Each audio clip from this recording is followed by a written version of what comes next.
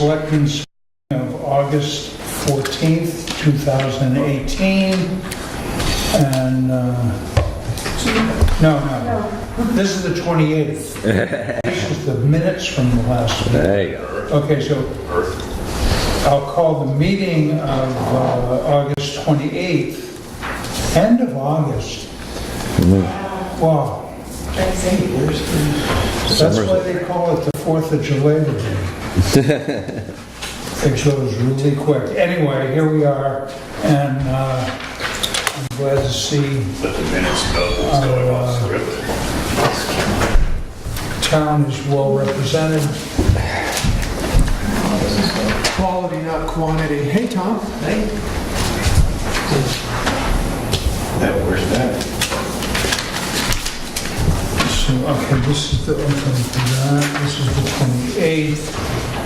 The first business is to approve the meeting minutes Sure. from the 14th. We'll approve those minutes. Second. All in favor? Aye. Aye. Aye. No opposed. There they are. Please sign this.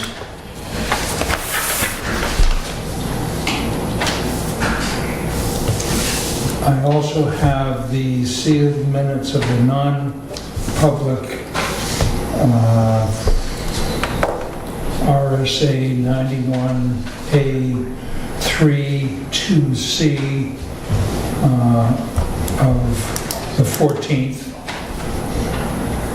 Are we ready to sign off on them?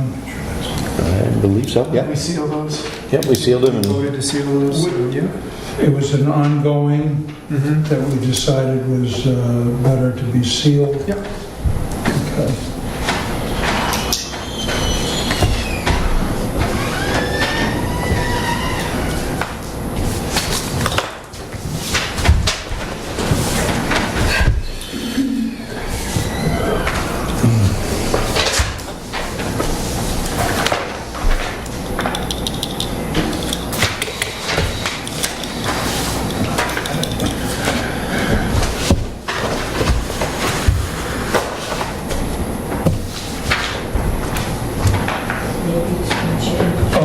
Update on the action items. I don't think anybody had any homework. There were no action items, but I could let people know that the next meeting is Tuesday, September 11th. No, I misspoken. We do not have a meeting on the 11th. We have a state primary. If you need to talk to a selectman, we'll be at the Whitney Center. We definitely need volunteers on election day. Anybody that cares to step forward and help us with the election, please bring your name to the office. Anybody out there okay on when you work. who would like to volunteer, we could use the volunteers, please come in. And the next meeting is September 25th, Tuesday the 25th at 3:30, Tuesday, October 9th at 3:30, and Tuesday, October 23rd, 3:30, right here. You want copies of this? And I have another one that I can pass down. Thank you. Thank you, sir. Yeah. Action items. And then,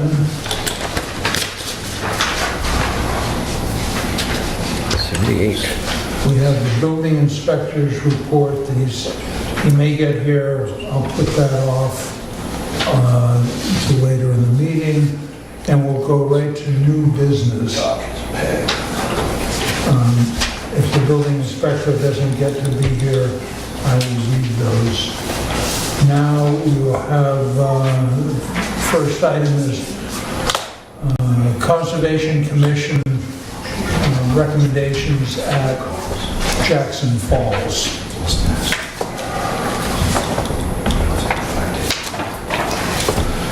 Thank you. So I'll just briefly state that the documents that are coming our way are a list of ideas that the Conservation Commission recommended we give some consideration regarding what's going on up at the falls. And so since some of it seemed to be related to the highway department and some of it seemed to be related to law enforcement here in town, I had passed these recommendations along to both Pat and Chief to see what kind of input, if any, they had. And so that's the red and blue answers there. Pat's responses are in blue and the Chief's are in red. And then we've got Julie looked up the history of us dealing with this subject, because this certainly isn't the first time we've had it come before us, and was able to find not just the meeting minutes from the Conservation Commission, but also the June 17 board meeing where we talked about this. There have been a couple different meetings, John, I think, where we Joyce and I brought it up, Joyce Allen. discussed it, and there was some responses and some input. So that's what, as the liaison to the Conservation Commission, after the meeting and having those recommendations for consideration documented, Tom sent them to us, and thanks for coming, Tom. We're glad you're here. And Tom and I actually met for a couple hours up at the falls till Margaret came down and closed off the meeting because we were just going on. I was the one going on and on, but at any rate, these are the responses, and then Tom's here if anybody wants a little history on what happened at the meeting. And since you had a conversation with him also, and it ended up on the agenda, I thought that this would be the time to get everybody here and see how everybody felt about stuff. Because there's about 7 different ideas on here for us to consider. And I do have the minutes of the June 22nd, 2017 meeting that we informed, I guess it was Joyce Allen was asking about resident-only parking. Consider Crossroad to eliminate this extra difficulty. Dump stickers used as proof of residency. Anyway, so this has been going on for a while. I think we should deal with the recommendations.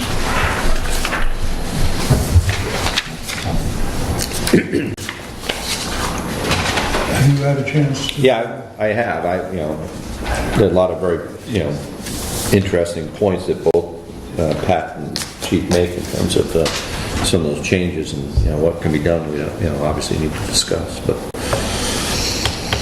Okay, pretty much, if I was to go down and eliminate the parking on Carter Notch Road except for currently designated handicap spot, well, we can't do that. That's state highway. It's been researched. It would have to go to the state in order to do that. And, we could pursue it. I'm not sure how it helps us, but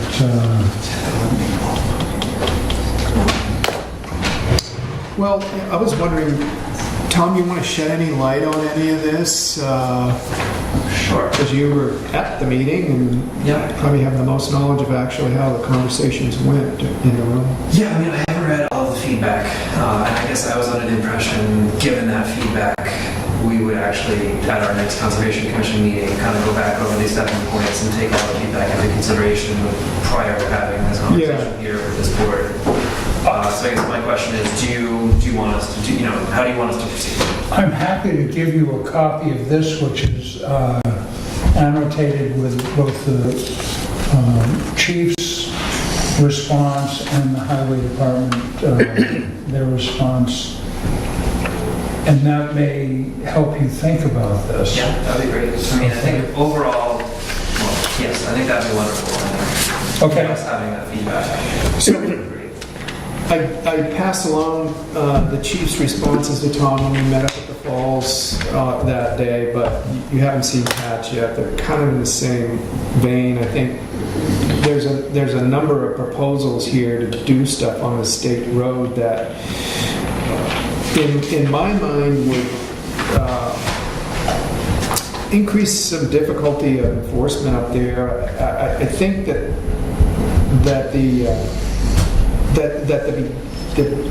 the lead-in statement was one that you and I talked about, and it says following steps should be taken to ensure safe access. And we talked at length about that. I mean, I am not aware of any safety issues up there right now. I mean, congestion and safety are two different things, and so and I think safety is what kind of gets my attention. That's why we spent so much time and effort to square things away at the bottom of the Doublehead trailhead, because there were egress issues for fire and safety vehicles to get to some of the homeowners back there if there was ever an issue.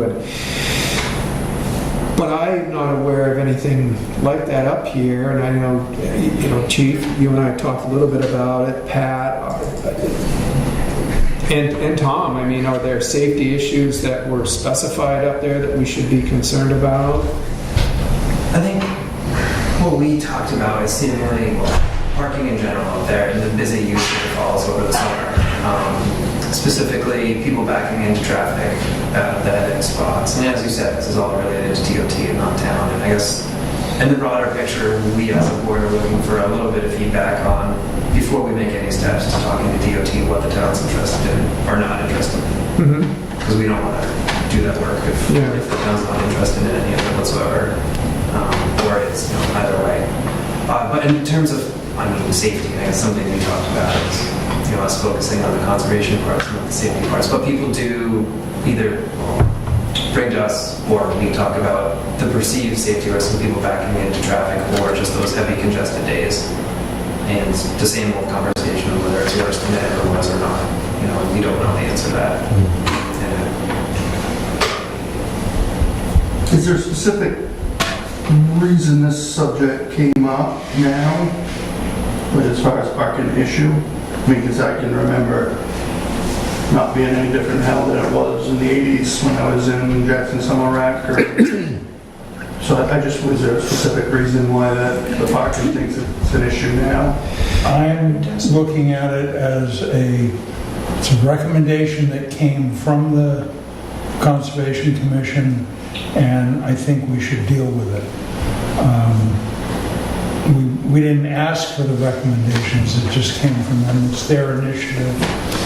But to your point, I think that it kind of came up here last summer, and I remember it being brought to our attention by Joyce Allen wanting to see resident-only parking up there, and I had a lot of questions about that. So how are you going to regulate it? How are you going to enforce it? How are you going to determine who's a resident and who's not? I met extensively with a summer resident up there who had erosion concerns around the falls, and we were up there 90 minutes, and she had probably spent at least that long with you at another period of time, and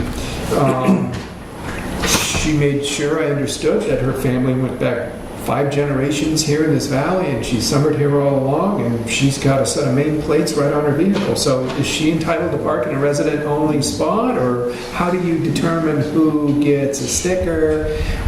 What's going to happen when she's in a spot and somebody sees a main plate? Are they going to want to call the police officer on duty and say, hey, get up here and ticket this? And it's just, is this what our town wants to be about, or isn't it? Is really where I'm coming with some of this. And I remember when we talked about this in the Selectmen's meeting, and Dee was the one that said that the crowds are the same as they've always been up there. It's always been crowded when it's hot and muggy in summer, and it always will be. I don't know. Now, you had talked with somebody at the Department of Transportation or had an email exchange? A brief one. I mean, Yeah. to kind of back up, I guess, a little bit, the Conservation Commission's been talking about since, I guess, their meeting before I joined the commission, erosion up there, and in general, been following those, whether it was 14, there was 2 reports we had from soil scientists that basically asked about, or recommended that the town try to get people on designated paths from the road to the stream bed, you know, and not have them walking all over the place. There's the fences and the wood chips and the paths and all of that. And I feel like, speaking for myself, I feel like the board is at the point where it's looking at those parking spots on Carter Notch Road as kind of remaining erosion issues. And then that kind of led into this citizen bringing forth the idea about, well, it would be nice if the townsfolk had their own spot to park, et cetera, et cetera. So they've kind of come together at the point where they're all in an area where DOT influence would be needed or wanted. So there's kind of the 2 issues, I would say. The separate what parking, the safe parking off of the paved surface on the soil leading to soil compaction, where is that important or not important, and then how that leads to getting people down to the falls. How have your efforts worked at channeling people into paths? I feel like generally it's been pretty good. You know, the fence seems to be working. People seem, you know, my not at all scientific observation of driving by twice a day is that people seem to be walking on the paths and following it and doing pretty well. And the wood chips get washed away once a year when the high waters come in most of the spots, you know, some of the paths. We can't control nature. I mean, No, I don't think we should. I mean, I guess. Well, no, there was suggestions to bring in fill to go from the bank out to where the bench is, Oh, yeah. and that area which is, you know, rock ledge now. Part And of the no parallel parking recommendation comes from where none of us are, well, we're somewhat knowledgeable, but not experts on this. Is it pretty in particular that stretch in between the handicap spot and the corner where the road dives down? And it seems like the bank is coming closer to the road every year. You know, we somewhat worry in the long term that area will be unstable. We have no idea if that's like a 10-year problem or a 100-year problem, including the area where it gets washed out going into that patch every year. Chief, Chief Pearlie had his hand up first. Sorry, Chief. With respect to safety and with regard to the complication of it being a state road and parking regulations thereto are a responsibility of the state. That being said, as far as safety concerns for parking, I just want to make a couple of observations for the Conservation Commission and for the board. I definitely agree with you that safety can be a concern when you have head-in parking and then backing out into a public way, particularly at 90 degrees. So that larger area where 8 or 10 or 12 cars will park, really, for maximum safety, has to be angled parking. And although there's no sign that says angled parking, it tends to just morph into angled parking. So, short of parallel parking, which is the safest for re-entry to the road, the angled parking is pretty good compromise. So then we have the parallel parking along the roadway where, you know, and it's not a huge area. It's not a ton of cars per fit. There's really probably 3 spots that are complicated by the banking and the roadway. And it really comes down to some cars can fit there and some can't. And so that's a little problematic area north of the first pathway where the dog box is, the doggy bag box. Up to the rear of what you would consider probably handicap parking. That area is generally a little challenging and we have to monitor it. And that's often an area where tickets are issued for parking on the pavement. Now above it, then you have a stretch above the handicap parking, which is fairly ample for just about any size vehicle. And then you get the head-in parking as you approach the Valley Cross Road intersection. And that only becomes challenging when one person decides, I still got room, and they park on the end. And that results in a lot of enforcement there because they're technically parking on the pavement as well as blocking egress and ingress to Valley Cross. Because you can't park within 15 feet of a curb. So that's an area of enforcement. And I can tell you, but here's the pluses. As far as parking go, it's not a hugely dense area. You know, it's not like the municipal lot where you can put 40 cars, you can put 20 cars. It's also, everyone parks on the same side that they're trying to access, so we don't get any pedestrian traffic or youth pedestrian traffic across Carter Notch, which is a big, big plus for safety. They get out of the car, so they immediately go, their destination is on the safe side of the road. So that's a really good thing. That's a good design. And so, you know, and I can tell the Conservation Commission and the board, which I've told before, we do focused directed patrol in that area regularly, multiple times in a shift. We will call in that we're patrolling that area to log it so that if there's any question about how much attention we'll put in the area, it's easy to retrieve. And then we'll also call in the status of the parking, and that is either no conflicts or we have a conflict and then results in enforcement. Early in the season, if there's a few cars, we'll get out and try to find the person. And sometimes it's, you know, it's an honest mistake.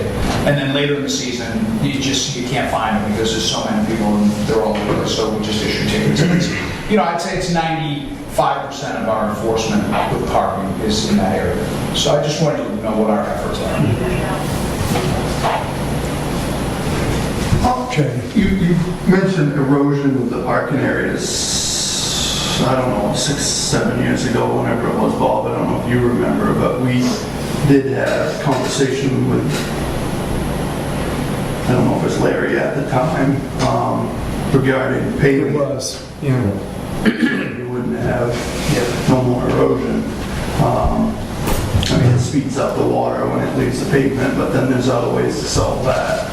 So I don't know if that's been discussed, thought about, but we did have some discussion about that because I went round and round and round with constant, as the weather patterns have changed in the last 10 years, as everybody knows, and the torrential rains that we now get, and it washed out all the time, so we'd be up there fixing it. And there was definitely some discussion about paving the gravel areas so that it would stop the big channel that goes down through there and at least dumps all the silt. So I don't know where that discussion went. No, I think that's potentially a great discussion, you know, in general, how to maintain the two lots, the big lot and the little lot, keep the surfaces there. We're living on the metal work and fill, you know, because the riprap fills up pretty quickly at the end of the big lot, and same with the little lot. And I don't know how hard it is to clean that out every year, you know, what the best deal with that is. And we're definitely open to suggestions. Back then, that was definitely my recommendation to pave the gravel areas and try to get rid of the gravel. You either have pavement or vegetation. Down there, Bob. Yeah. So we're having a conversation about how we feel about parking on a state road that doesn't include state input. And so I think if we really want to seriously look at making changes up there, I think we have to recognize it's an ask. It's not a decision that we have the authority to make.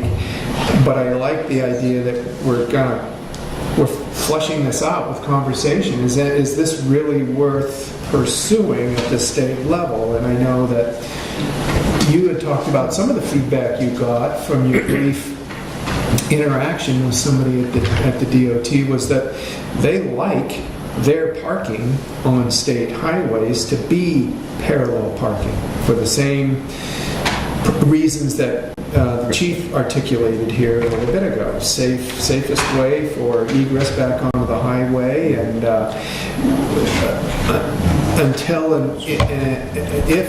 until we end up paving that lower area there, we have no way to stripe it, no way to get people to park at an angle versus head in, you know, so all of that would need to be addressed, and at the same time, I think you got some feedback, like, so, from the state level, be careful what you ask for.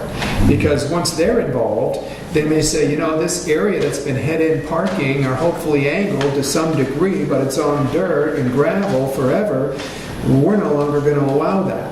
We're going to sign this as parallel parking only. And maybe that's what should happen up at the corner. We lose spots, we lose spots. And I'll just go on record again as saying, when I use the falls, I park on Cross Street at the Jackson Ski Touring Foundation overflow parking area there. I've never seen it full. I asked Chief if he's ever seen it full. He hasn't. It's a gorgeous walk. It takes me 2 minutes to get to the bridge from that parking area. And so I don't think we're really looking at it at people not being able to access it. I don't think we have, valet parking available for folks, but at the same time, this is an area that hopefully people are using that have some ability to ambulate, and if they don't, then we have handicap access there to load and unload, and then go ahead and park. And so I think from a safety standpoint, I'm not hearing much, but from a conservation standpoint, there might be conversations that need to take place, and I do apologize for us not going in that original kind of order of what we talked about when we met up at the falls. This just ended up on the agenda, and I thought let's talk it out and figure it out. I think if there are action steps connected with this, that maybe in my mind it's like providing this input to the commission from the highway department and from the police department and from the selectmen. This will be in the minutes, and the video will be able to watch if anybody wants to kind of understand how the conversation went. And my guess is that there are things that the Conservation Commission would like to do from a conservation standpoint. And so if we flesh out the safety concerns or identify what they are and get specific with safety concerns, or agree there aren't really major safety concerns, maybe the only safety concern we have is at the corner. And maybe that should be turned into parallel parking only. I don't know. But at the same time, we've got more signs and less signs, and what do we want to do? Do we want more signs up there or less signs? Is it adequately signed now? Are there signs that should come down? And from a plowing standpoint, in the winter, it's only so close to the road that we can put boulders, and we can't get close enough to limit parking with the boulders, or it's going to hamper winter plowing opportunities too. So a lot to be fleshed out there, and I don't know what the next steps are, but those are some thoughts on my end. I'd like to give you this annotated sheet of the issues. I think that the parking you've heard is not our domain. 30-mile speed limit is not our domain. Personally, I would never vote for resident-only parking. I never want to be involved in an elitist attitude in this town. We're a tourist town. That's the whole economy. That's what it's about. So I'm not going to ever do anything that I feel, it cuts into their enjoyment, but it's just a bump. I don't want to bump to the people that are coming here just spend money. So, those are a couple of my thoughts, and I think you should go over this and bring it back to the Conservation Commission meeting, and maybe you could revise your ideas. And Julie can put it. But the other thing is, all this is going to take time. Yes. And we're doing exactly what has to be done, is get the dialogue going, get the ideas out there, and out of all this, we'll get to it. Yeah, Julie is great. And if this is a brainstorm, the brainstorming sessions are about no idea is a bad idea, so let's flush them all out there and then move forward from there. Okay. All right? Is that it? Oh, I'm sorry, John. I have a couple questions for Chief. One, what about the parking at the fire pond there? I notice a lot of people are parking over there now. It's not supposed to be any parking. I know, I don't know if it's tennis court overflow or whether it's the falls overflow, but I've seen quite a few cars over there Every recently. once in a while, you might see one there, but I've never noticed a problem there. Well, again, it's supposed to be no parking, but there are Yeah. cars that park there. You know, It comes to a enforcement thing like it does anywhere. I mean, there's, yeah, I understand. I'm just, just Well, curious. How recently, John, because Pat, you just put up some fresh signage. I did, yeah. Yeah, and we've been monitoring it when we go across Valley Crossing. We haven't seen any recently, because there used to be one old faded sign by the Red fire hydrant. draft, Yeah. the draft keep pipe. in mind, that's not town property. Whose is it? It's Kendall's. Well, Kendall's long gone, but, well, no, they're not long gone. The family's still, Yeah, there's still, It's, yeah, LL. dollars or granddaughters or whatever, but that's not, But we still have the authority to we have make, an easement to use it. right. Okay. So in terms of parking We there, don't own it. right. It is parked, it is signed on both sides of the lot, fire lane, no parking, so we will monitor. And I haven't seen any violations since the new signage. I had seen some cars there before, but they weren't parked in front of the hydrant, so I thought the rest of the lot was A-okay. But to me, it looks like the whole lot is prohibited, whether or not that's how we want it. The law on fire hydrant parking is 15 feet. Well, that's a dry hydrant, that's not a pressurized fire hydrant, so you could, Well, then is the lot just going to be considered a whole fire lane? yes. Oh, It's okay. a fire lane, Then it's there'll be not, no it's parking. not. Then there'll be It's no- not like parking in front of a fire hydrant, it's more of a, you need more area in front of the pond than you do. Then that lot is strictly prohibited as a fire lane, and we'll take action when we see And it. again, my reason I mentioned that is I thought that would be a nice alternative place to park if there was some room to make a couple of spots up there. Again, you know, once you open that can of wormage and then it's The everything minute else. you give them an inch, they're gonna Yep, take I a know. foot or two, so that's, still, you'd have to, it'd be hard to enforce to say, well, we're gonna let people park over here, or not over here. That's all I had.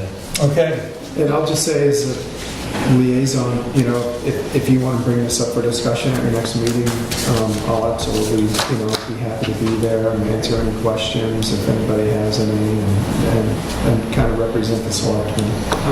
So you and I can work on that, figure that out. What's the date of your next meeting? Labor Day. I have to check and see if there is one. Oh, the 3rd? Yeah. Okay. So I'm going to email everyone. Well, let me know if it doesn't work, and if there's a plan B, I'll look at my schedule, I'll make it if I possibly can. So, thanks again for coming in, I really appreciate it. I think it's great to have fire chief and the police chief and the road agent here, so we can have an informed discussion. Anything to add, Tom? No, Public safety? next, No? next subject. Next subject. Okay, the next item on new business is words for the personnel policy. Rates of pay will increase at a flat rate of 3% per year for all town employees to establish a budget number. And it will always need the approval of the selectmen and then the town meeting. They're going to vote the money. And this will also include the selectman, treasurer, town clerk, tax collector. But anyway, we wanted to make sure that the idea that it's to establish a budget number. And those are the words that are added. Those are the words. Suggested. Yeah.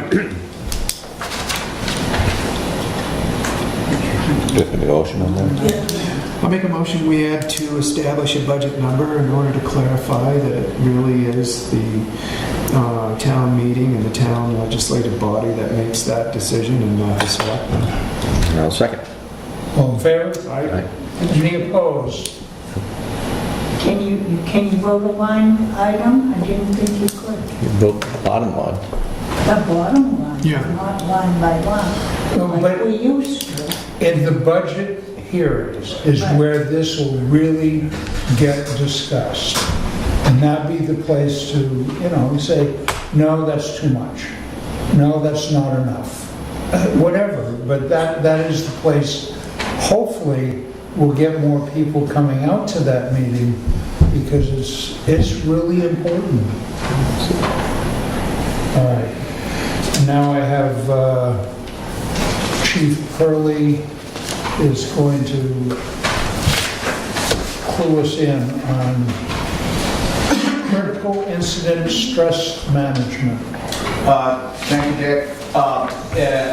The rules and regulations that were recently passed by the boards, by the select board for the police department, as we've discussed before, is a living document. So as we review it and things come up, we want to update it and keep it current.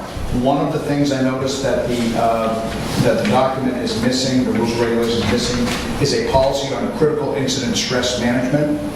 Critical incidents in emergency services are generally defined as incidents that either have a perceived risk or threat of loss of life or actual risk or threat of loss of life.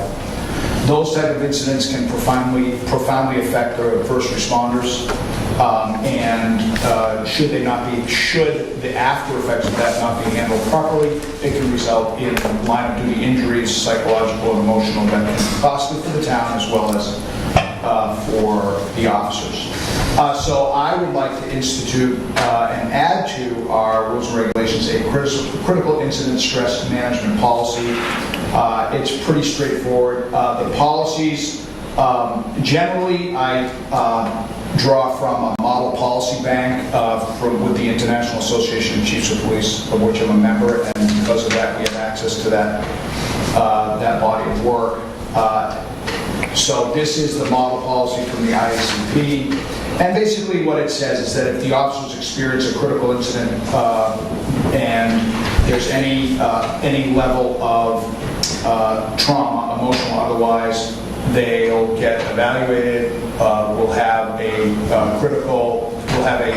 certified mental health professional that we can call on that has experience in dealing with first responder trauma, so that they can have one-on-one counseling. Also, the supervisory staff is experienced with critical incidents, as well as looking out for the indicia of effect on other officers if they seem like they're struggling with something they saw, like a bad car wreck with death or a homicide or some other tragic event, line of duty shooting. I reached out to Jen Bella, who is a licensed independent clinical social worker. In addition to a longtime therapist in the area, she also has a degree in criminal justice. She works with police officer and corrections on a regular basis, fire and EMS and veterans to deal with post-traumatic stress disorder. She has agreed to be a person that we can reach out to if they need one-on-one counseling. In addition, we've contacted New Hampshire State Police. They have a peer-to-peer support group. They have specially trained troopers that will help with debriefing and any kind of talk therapy that an officer would need after a crisis. Ordinarily, that service is reserved for the Department of Safety, New Hampshire State Police, but we've talked to them, and based on the nature of our relationship, they have agreed that if we need the peer-to-peer support of their agency, they're more than welcome to afford it to us. And also, of course, the first step is having the policy in place. I think it also sends a clear message that, as an agency, we care about the officers' well-being. They're putting their lives on the line. They're experiencing these horrible events, and we want to ensure that they're happy and healthy in the long term so that we can prevent sick outs or even long-term disabilities. So I'd ask the board to approve the policy, critical incident stress management, so we can include it in the rules and regulations. I would make, any discussion on that proposal? Well, I had a couple of questions about it because it seems that the procedures also kind of spill over into other departments in the town. You're talking about firefighters coming up on something, even in theory, the highway department coming up on something. And so, is this something that should be in the employee manual or adopted as a town policy and not just a policy contained in the police department's rules and regulations manual? Well, I would recommend that you do both. I'm not the purveyor of the town's personnel policy, the Yep. select board is. Right. Julie probably heads up, giving you materials to consider. The chief is in charge of the fire department, Tom is emergency management, but it's certainly any current professional agency that deals with emergency services needs to have a policy like this in place should, bad situations arise that can affect the members of that organization. So I would say absolutely, but I'm not that guy, and I can't speak for the fire chief. So. Well, you are that guy, all right. So there are existing critical incident stress teams out of the Department of Safety that if you need them, and they are best called within, as soon as possible, you definitely want people to be treated within 24 hours of whatever event happens. It's not just limited to police, it's not just limited to fire, it's not just limited to EMS. It also goes into counseling for schools and stuff like that, if stuff like that happens. There are teams available that you can call on, and there's already a mechanism in place to deal with all of that. But he's right to put it in his policy, his personal policy. But it's already there. That there are people, if you have an incident or something like that, you can call on down to the Department of Safety, and you'll have a team here within 10, 12 hours. Start dealing with it. The sooner you deal with it, the better your outcomes are. By the sounds of what Chief was, reading, you could probably mimic the policy that he has for each one of the departments and stick it in the policy book. We have it in the evidence already. Say again? We already have it in our policy. EJ or the fire department? The EMS. EMS. Because unfortunately, we're going to encounter it sometimes more than you are. So we've had it for a long time. But there are already mechanisms in place. You both should have it in both departments. But there are mechanisms to kick it in already. Bob, I would like it specifically in the police rules and regulations because that's it's a one-binder body of work, so the officer always has it with them. They're required to know it. But we also, in our rules and regulations, say we follow the personnel policies as well, so we kind of blend the two. But as a section of the document, I'd like it specifically in the rules and regulations. I propose that we vote on accepting this personnel policy for the police department right now. So moved. Second. All in favor? Aye. Aye. Any opposed? No. Then I would say we should review it for the town employee-wide policy. Just go over it, see if we want to change anything. It looks like the chief did a lot of good research, so is that the thing? I think it's a good idea. So we'll look into this for a town policy.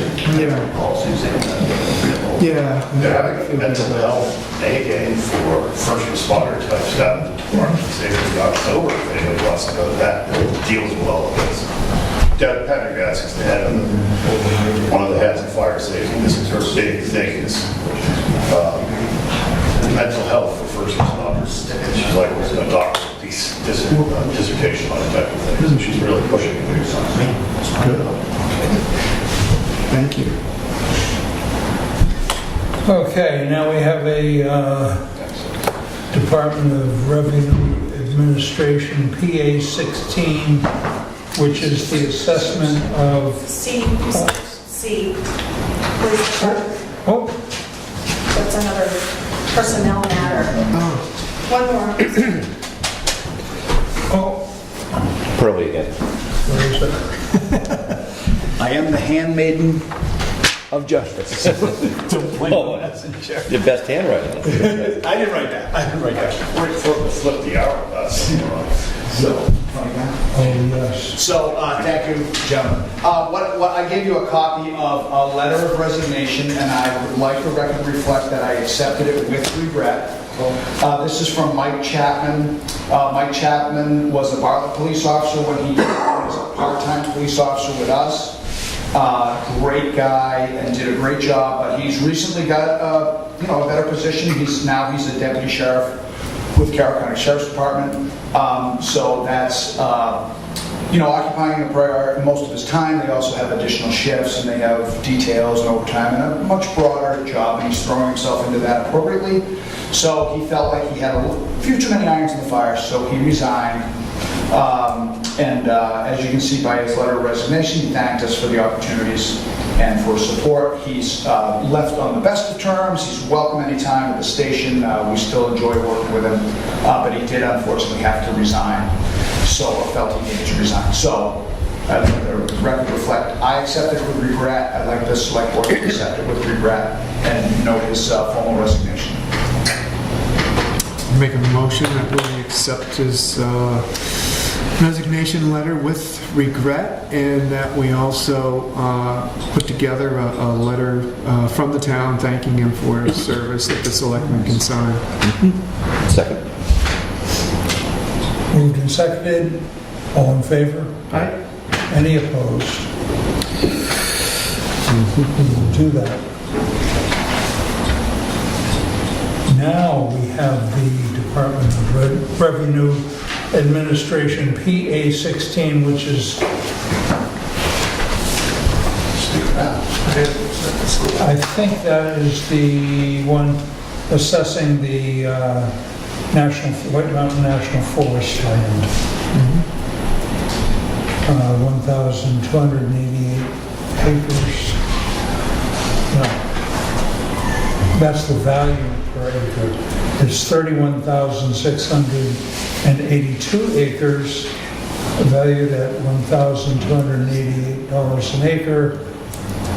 Comes out to a lot of money. Yeah. $40,006,100. How much was that? 14 mil. 14? That's a lot of wood. 40,806,000. Okay. Well, I'll make a motion that we accept the Department of Revenue Administration's PA 16 form. Second. All in favor? Aye. Any opposed? Nay. Let's sign it. Let's sign it. And we'll lower the amount. Yeah, exactly. They tell us what they want to pay. End of story. What's on the last page of that? They're put together. I don't want to have...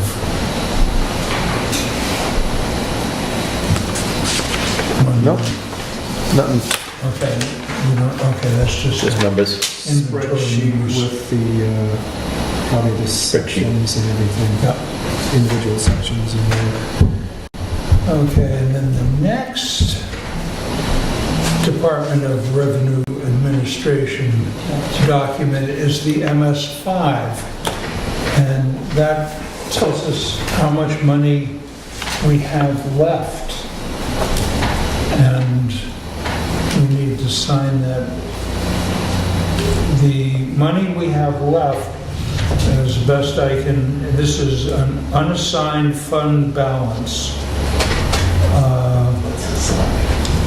of $917,900, which means basically we're in very good fiscal shape.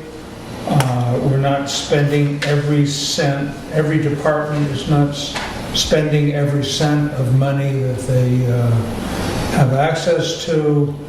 It will allow us to take some of that money and apply it towards our tax burden. And that comes right off the top, and still retain a nice chunk as a cushion. In terms of the timeline, what's that percentage of municipal year? I'm not sure if I have that percentage. I have all the figures are here.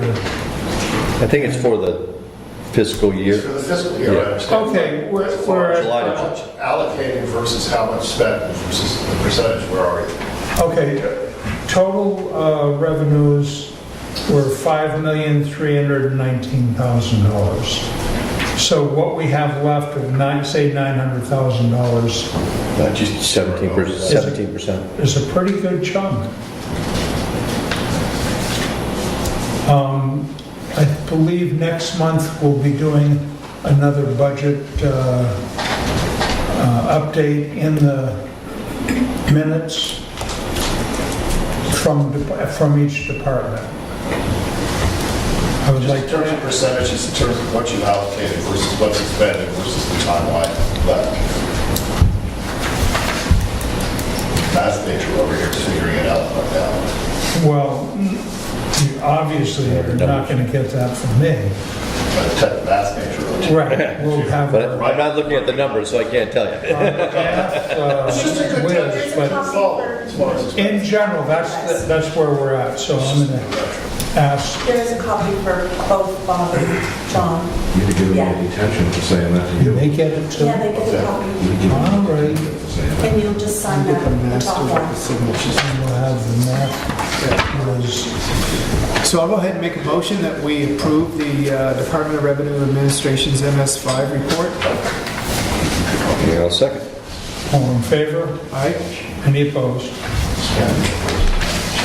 Sign it.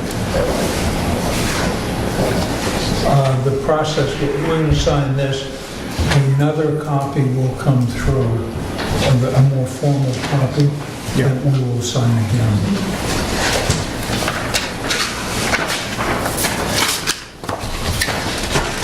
There's 2 spots on there, Joe. All right, moving ahead.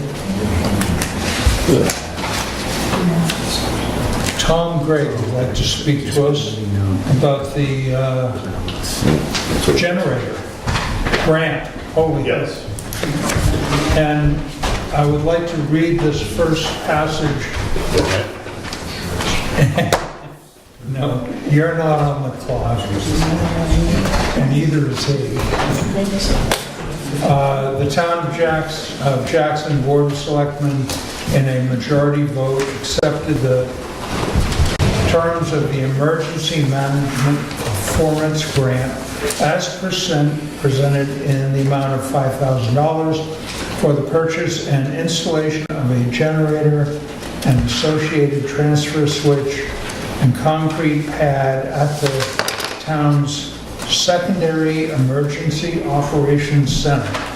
Furthermore, the board acknowledges that the total cost of this project will be $10,000, in which the town will be responsible for a 50% match, $5,000. Gentlemen, So moved. Second? all in favor? All right. All right.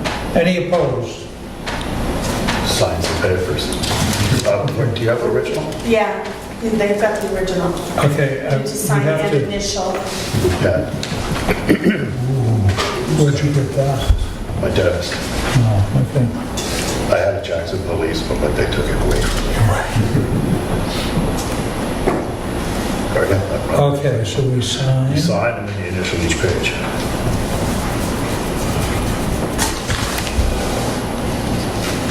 And then it has to be notarized, there's some other stuff that has to go into it. Should we put You have to it just going copy to? the minutes. Yep. To attach to it. Look at it, little Sir. Coleman here. So that setup is not to You're exceed down to 40 in here? or what? $10,000. It's gonna be less.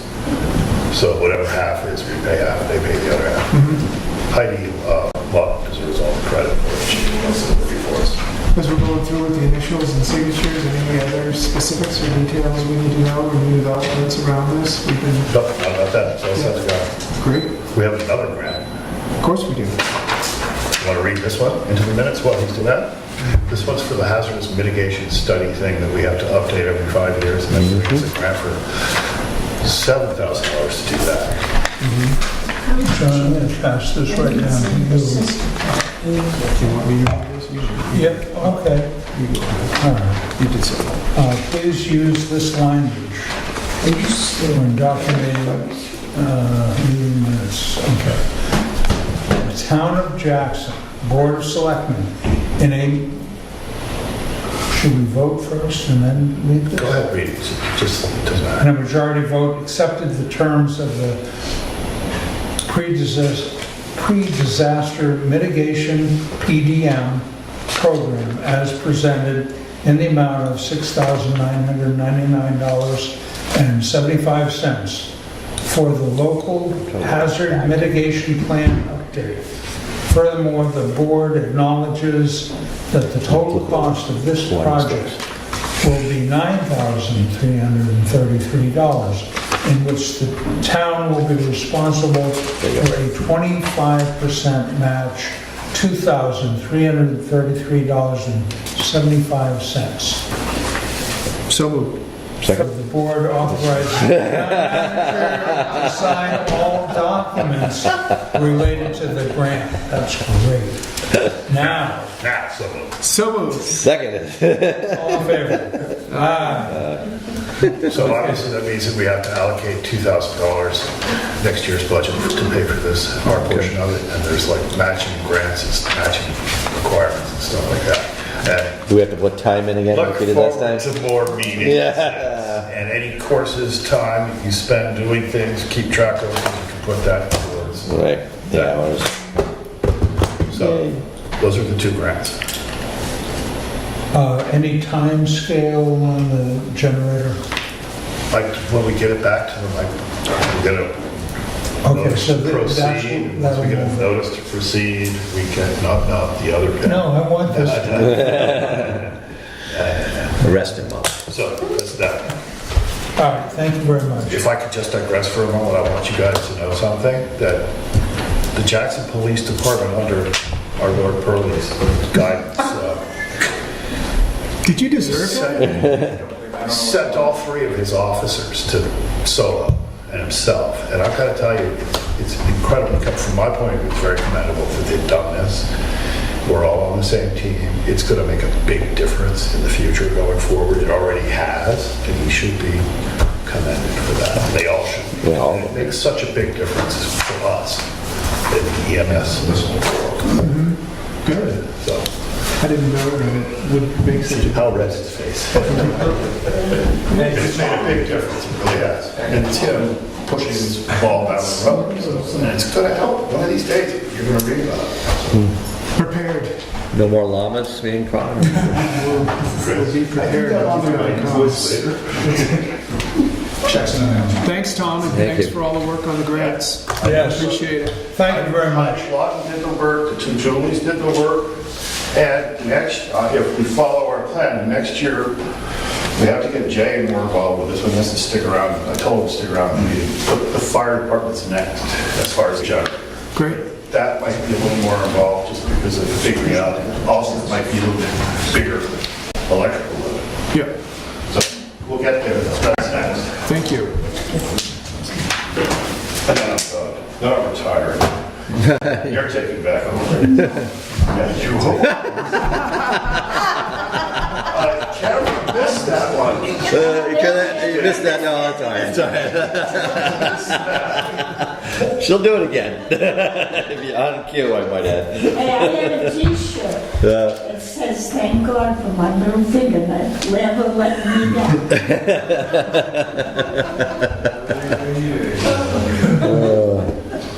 It's the hottest ticket in town. Really? Here it comes. This is that second one. The Okay. second one is this one. All right. That's the Pre-disaster mitigation.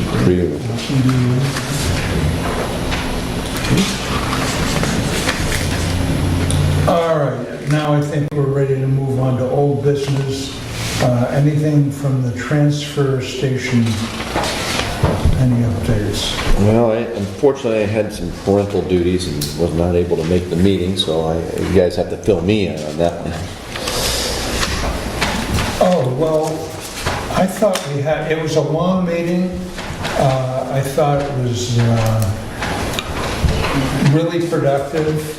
I thought that the two towns were getting along really well in the meeting. And, transfer station is trying really hard, the people, the employees are trying really hard to make this really functioning recycling center. And I appreciate their efforts, and I will do everything I can to keep it moving in that direction. Did you all see the article in the New York Times about a month ago about recycling in general? No. No, It's pretty depressing. yeah. 80 to 90% of what we recycle ends up in a landfill. Because the Chinese have stopped buying Right. recycled materials. Yeah, the market's fallen out. It's just And that's common knowledge. It was something that was discussed at length when I went down to a recycling workshop, but down at the state. I was down there at a recycling workshop last May, and everyone acknowledges that that's the I case. expect to do it, but it's And you can end up paying to recycle, but the point of recycling is to reuse as much as possible, and so what we're baling and sending out is getting reused. That doesn't mean we're making money on it. It means we're probably making money on some of what we recycle, and we are spending less and putting less in the landfill for other things that we sort out. And so that's the payoff for it if you are about trying to reuse as much as you can rather than put it all in a landfill. The other thing that we talked about at the meeting was looking into a pay-as-you-throw system. And states use it, and a lot of towns in our state use it, and it's statewide in Vermont. I know there are a lot of towns down south that have adopted it, and it's just what it says. And right now we're kind of looking at that, and actually both Julie and Julie are putting together some spreadsheets now to determine how much weight is in a roll-off container and how many 30-pound bags would that represent, and so what are we paying in tipping fees and transportation charges to take a 30-pound bag to the landfill in Berlin. And therefore, if we had a pay-as-you-throw system where basically whether it's curbside pickup or disposing it in the dump, if it costs us $1 to dispose of that amount, and a normal bag off of a shelf on a supermarket aisle would be 25 cents, and so people are paying an extra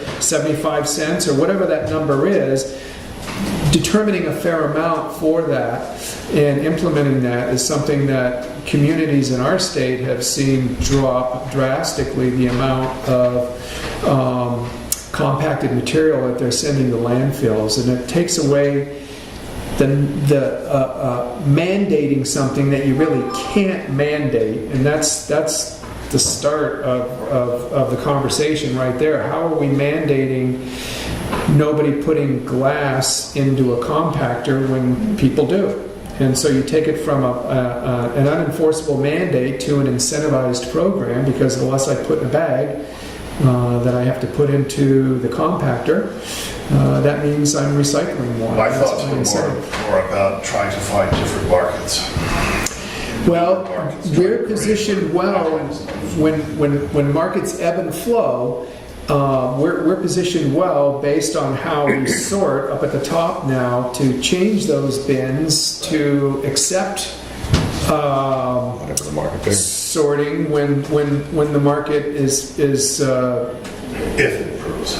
well, I think, all of a sudden somebody's got a use for number 2 peat plastic, and they're willing to buy bales for more than they're buying now, and we're set up to bale now. We've almost got a load of aluminum up there, and that came out at the meeting too, John. Aluminum's a sensitive subject. And the aluminum load, when we're paid for a full load, would be $16,000, and we have never baled a load's worth of aluminum up there. So that's an example of us really recycling a lot more than we ever have. I had no idea that a truckload of aluminum was worth $16,000, but the more that we can do that, the more we can avoid sending things to landfills, and the more revenue we'll see, and the closer we'll get to running in the black up there.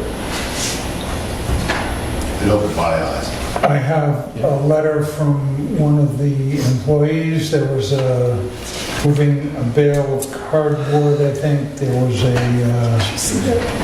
accident, hit one of the rafters. If you do that to John. Yeah, I've seen it. Transfer, I want him to have that material in his possession. Earl got a little aggressive with the floor. I got a question about the transfer station. A person that lives in town asked me a question, and I don't know if I can ask it. It's about transfer station. So, recycling is mandatory, officially, like it's mandatory. But is there any that you guys might know of? Is there any fine or violation if you don't? He's in an association where he lives, and the association has somebody pick his trash up, and they're telling him that because he's not recycling, they're fining him. The association may do that. I mean, I don't know.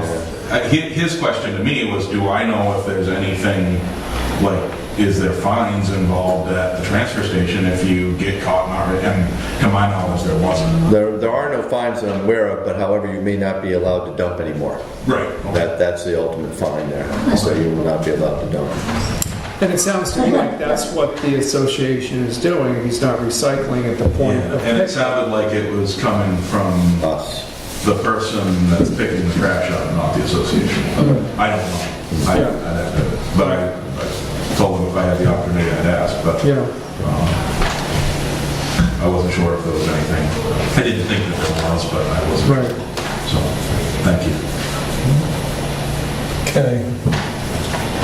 Transfer station update. I don't think we have anything on the solar project yet. That we're going to get a feedback of what our electric bills are, what we could generate with our exposure, roof exposures, and what that would cost to install. And from that, we'll be able to see if we could show enough of savings, get all worthwhile. The budget will be printed next meeting. So we're not the 11th, the next meeting we'll have the budget. I have, the road agent has given me some material, and his projections of long-term projection, 2019, 2020, 21, where he's focusing road work, refinishing, and I'm gonna, is it all right if I get this into the minutes and have it printed for the town? It's really helpful. Yeah. It's a great thing to have done. I think it shows your try to prioritize and budget, and then also there's a printout for the work out on Route 16. The state is going to re-culvert, so they're going to be digging up the sidewalk. Now, are they going to redo the curbing? We're doing the curb. The state is doing drainage, but they're gonna dig up the curbing, they're gonna dig up the sidewalk, they're gonna dig up their road. And 800 feet or so, and they want us to move the sidewalk over. It's actually gonna be a 4-foot shoulder along that stretch of sidewalk from roughly that little island road up to past where the berm and those pine trees are. To their last structure, and then the bank drops off, and it's kind of hard to do anything up in there without a huge. But those figures are going to be off a little bit of mine, but it's a rough idea of what I originally proposed. It might get shortened up because it's kind of not necessary if we're doing extra work, kind of gonna change with the flow pattern. But there'll be a 4-foot, from white line to edge of curb, there'll be 4 feet along where that massage parlor is and past the other house there along where that fence is, that there's no shoulder. Well, I just appreciate your work for them. It certainly shows me that you're thinking about the future and trying to keep it, workable, manageable, fiscally responsible. I agree. Thanks, Pat.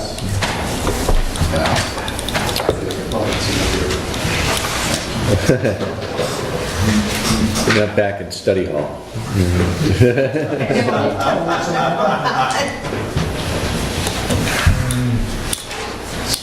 None of that's rock solid. I mean, it's very, Right, it's always, it's projections.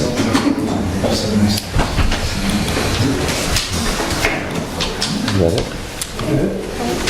All done, Richard? I'm looking, I don't see anything else. Oh, the building inspector, we skipped over that. Oh, That was just let a, me read those in quickly to the minutes that are back here. Thanks, Tom. Thank you, Tom. Thanks, Tom.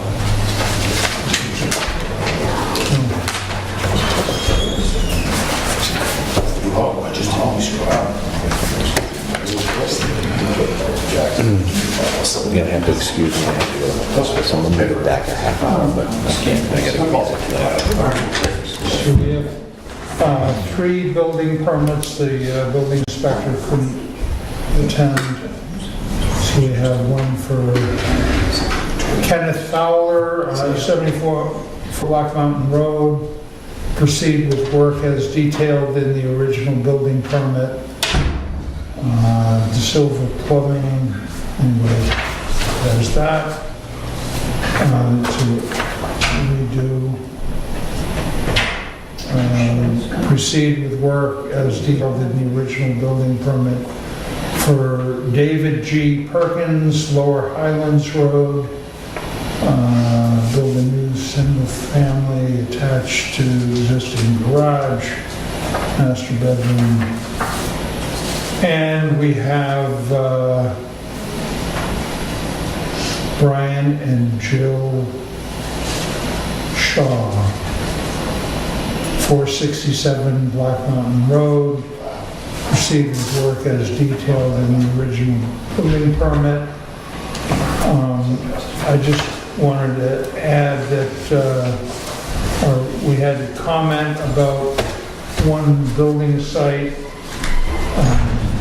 Our road agent has been keeping his eye on that site, doesn't feel there is any inappropriate road damage by this construction. Again, he's happily doing his job. Thank you. that's what we're supposed to do. All right. I appreciate it. And with that, public comment, right? Oh, Crossroads and town roads. Yeah. Dundee Crossroad? Yeah, Yeah. only one I know of. Okay, well, I just wanted to be sure. I've heard a few names for it, so, and I live there, so I'm interested in your thoughts. No, I just heard a comment, someone said. Just what? Just a comment I heard. A comment you heard. Right.